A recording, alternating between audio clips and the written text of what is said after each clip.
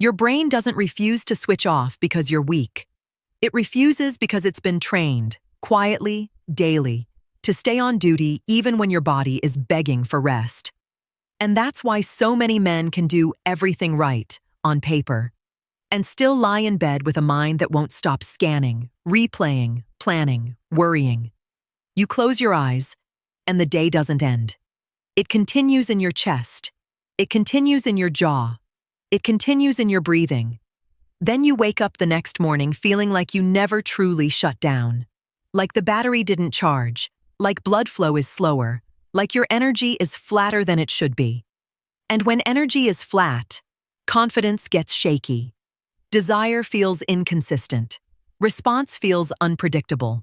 Not because you lost it, but because your nervous system never got permission to come out of alert mode. That's the part most men don't hear explained with clarity. Overthinking at night isn't just a mental habit. It's a biological state. Your body doesn't separate thoughts from chemistry. When your mind starts running, your body starts preparing. Muscles tighten without you noticing. Breath rises into the chest. Your heart rate stays a little higher.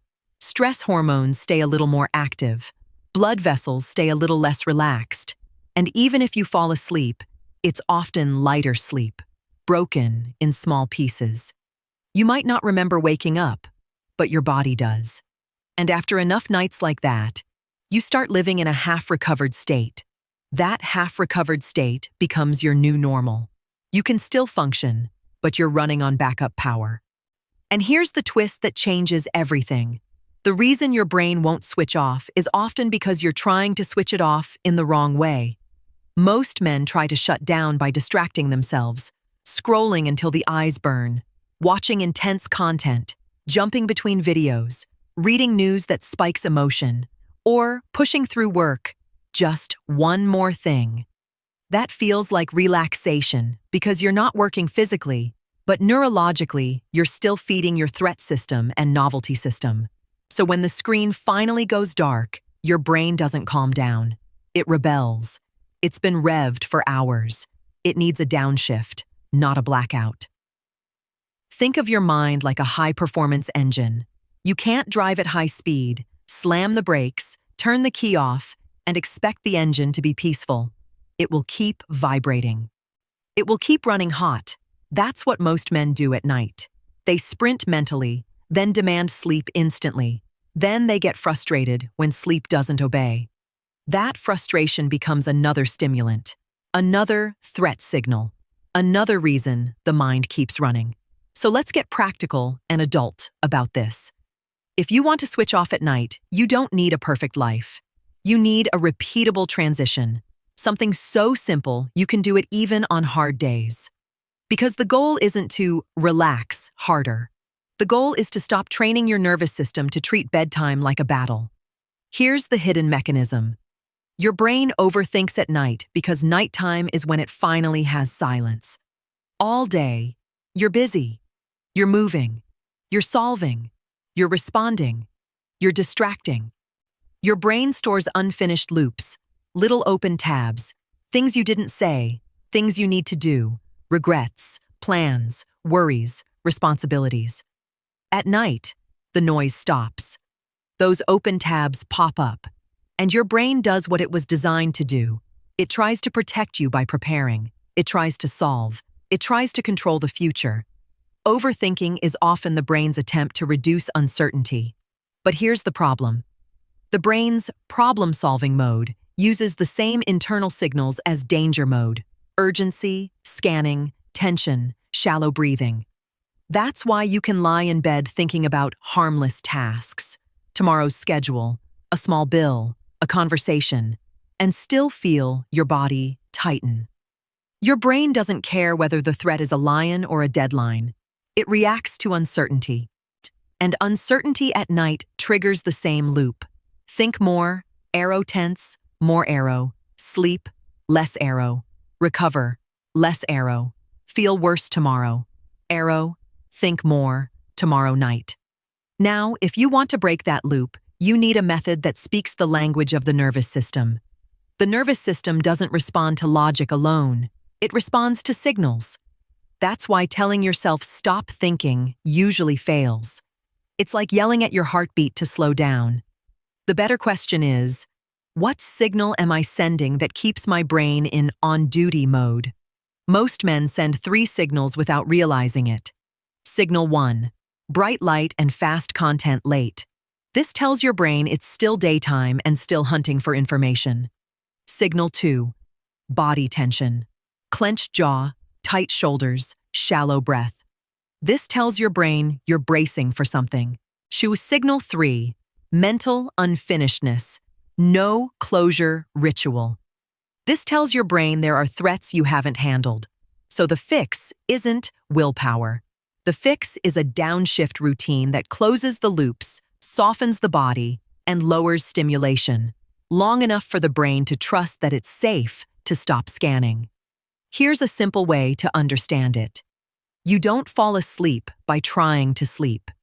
You fall asleep by creating conditions where the brain no longer needs to stay alert. That's why the same man can sleep deeply on a calm vacation day and struggle on a normal weekday night. It's not age, it's signals. Now I'm going to give you a routine that works because it targets all 3 signals: closure, body, and stimulation, without requiring motivation. And you can do it without anyone knowing. This is private, dignified, and practical. I'll start with the rule that changes the game. The last 60 to 90 minutes of your day must be a transition, not a continuation of the day, not a second shift, not just one more thing. A transition. Most men don't have a transition. They go from doing to trying to sleep with no bridge. So the brain keeps doing. The bridge is what you build. First part of the bridge: reduce stimulation instead of replacing stimulation. This is where men mess up. They try to calm down by adding more input, more videos, more social media, more browsing. That feels soothing because it distracts you from the day, but it keeps the brain hunting. Hunting brains don't sleep well. So instead of new input, you switch to low input. Dim lights, lower volume, warmer screen if you must use it, slower content. But even better is content that doesn't pull you into novelty, something familiar, calm, predictable. The goal is to stop feeding your brain the signal. Keep searching. Second part, closure. Overthinking is often unfinished business screaming for attention. So you give it a small, controlled outlet before bed. On paper, not in your head. Take 2 minutes and write 3 lines. That's it. Not a journal, not a life story. Just 3 lines. Line 1. Tomorrow, the only 3 things that matter are always. Line 2. One thing I'm carrying that can wait until tomorrow is always. Line 3. One thing I did today that I respect is always. That third line is important because men don't just overthink tasks. They overthink themselves. They replay mistakes, tone, conversations, missed opportunities. That self-replay is poison for sleep because it creates shame signals. Shame is a threat signal. If you end the day with shame, your nervous system stays alert. Respect calms the system. You're not pretending, you're balancing. Now, when your brain tries to pull you back into loops in bed, you can tell it, it's written, I'm not losing it. That reduces the brain's need to keep scanning. Third part, the body downshift. This is where the real magic happens, because your body is the remote control of your mind. Your nervous system has a calm circuit. It's activated by the exhale. Long, smooth exhales tell the body, safe. Short, choppy exhales tell it, urgency. So for 5 minutes, do this. Inhale gently through the nose for 4 seconds. Exhale through the nose for 6 to 8 seconds. No forcing, no holding. The goal is smoothness. While you breathe, relax the shoulders. Let the tongue rest. Unclench the jaw. If you want a shortcut, keep your lips gently closed and imagine you're fogging a mirror very slowly. without sound. That feeling of slow release is the signal. Men underestimate the jaw, but jaw tension is linked to the whole bracing pattern. If your jaw is tight, your body is in guard mode. Guard mode doesn't sleep deeply. Now, here's the part that makes this routine powerful. Do it before you get into bed. Because bed should be for sleep, not for fixing your mind. When you train yourself to do the downshift before bed, your brain begins to associate the bed with surrender, not scanning. After the breathing, do 1 minute of gentle physical release, not stretching like a workout, just release. Roll the shoulders back slowly. Relax the face. Shake the hands lightly. If your hips feel tight, do a slow forward fold or a gentle knee to chest while breathing. The goal is to tell the body, we are not bracing anymore. Now let's deal with the moment that destroys men at night. You lay down, and your mind starts again. This is where most routines fail because they don't include a plan for the first attack. So here's the plan. When thoughts arrive, don't fight them. Fighting is engagement. Engagement is fuel. Instead, label and redirect. When a thought shows up, you say silently, planning, or replaying, or worrying. Then you return to the exhale. That's it. The label is important because it creates distance. It tells your brain, this is a process, not a truth. And returning to the exhale tells the body, safe. Over time, the brain learns that the bed is not a place to solve. It's a place to downshift. If you want an even stronger version, use the 3 exhale anchor. 3 slow exhales longer than the inhale. Focus only on the sensation of air leaving the nose. Your mind will wander. That's normal. You bring it back gently. No anger, no pressure. Here's a truth many men need to hear. The goal is not a silent mind. The goal is a non-reactive mind. You can have thoughts and still sleep if your body is calm. You can have no thoughts and still struggle if your body is alert. Calm body first. The mind follows. Now we connect this to energy and intimate confidence, because that's why you care. When you sleep deeply, your blood vessels repair their lining. Your stress hormones reset. Your nervous system becomes less reactive. Your morning energy improves. Your mood steadies. Your blood flow becomes more responsive.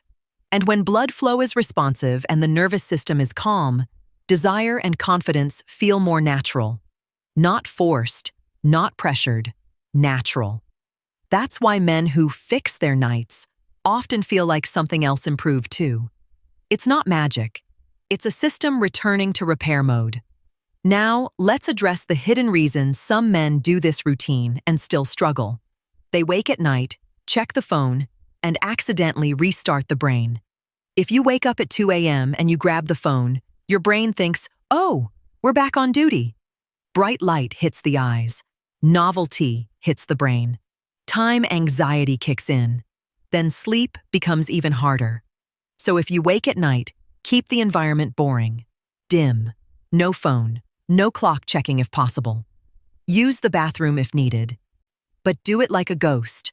Low light, quiet, back to bed. Then do the 3 exhale anchor again. You're training the nervous system to return to repair mode quickly. There's also the temperature trap. If your room is too warm, deep sleep can suffer, and overthinking can get worse because the body feels restless. A slightly cooler room often helps. Even a fan or lighter blanket can make a difference.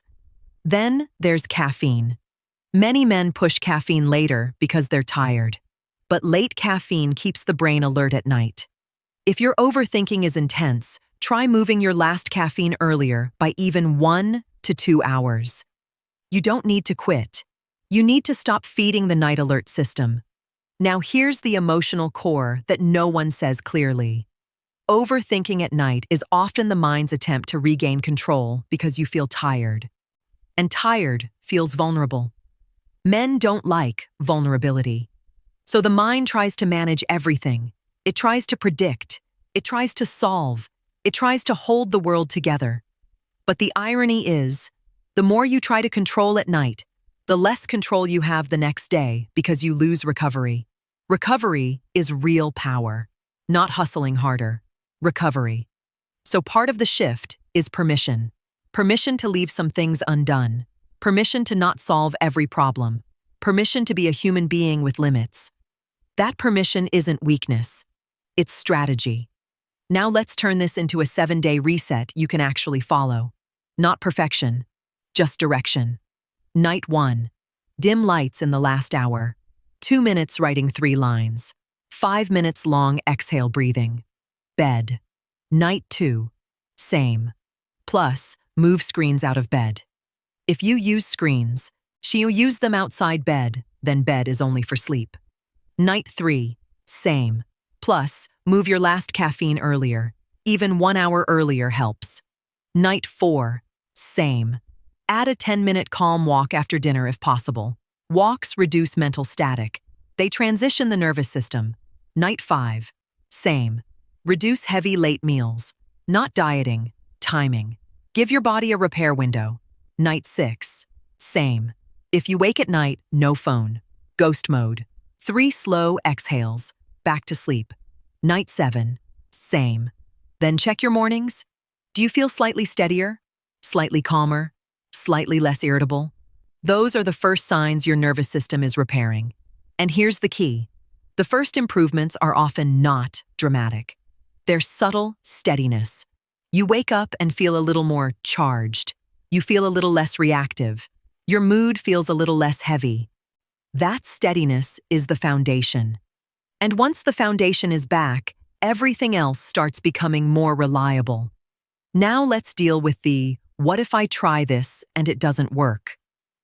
question, because it's real. If you do this for a week and your sleep is still terrible, that's not failure, it's information. It might mean you have a stronger driver interfering with sleep apnea, restless legs, pain, urinary frequency, medication effects, depression/anxiety, or blood sugar swings. In that case, you don't just push harder, you get support. A clinician can help you screen for apnea, adjust medication timing, check labs if needed. That's not weakness. That's leadership over your health. But for many men, the reason they never improve is simpler. They never stop feeding the night alert system. They do healthy food. They do exercise. But they keep the mind on duty until midnight. Then they wonder why the body stays flat. So the real shift is not discipline. It's identity. You become the man who transitions, who downshifts, who protects repair like it matters. Because it does. You don't need to be perfect. You need to be consistent enough that your nervous system trusts you again. And when your nervous system trusts you, nights become quieter. Mornings become steadier. Blood flow becomes more responsive. Desire becomes more natural. Confidence becomes less of a question and more of a feeling. That's the point. Not hype, not embarrassment, not chasing youth, building steadiness. So tonight, don't try to fix your life. Fix your landing. Dim the world. Close 3 loops on paper. Breathe longer on the exhale. Keep the bed sacred. If thoughts come, label and return. If you wake, don't feed the brain. Be boring, be calm, be strategic.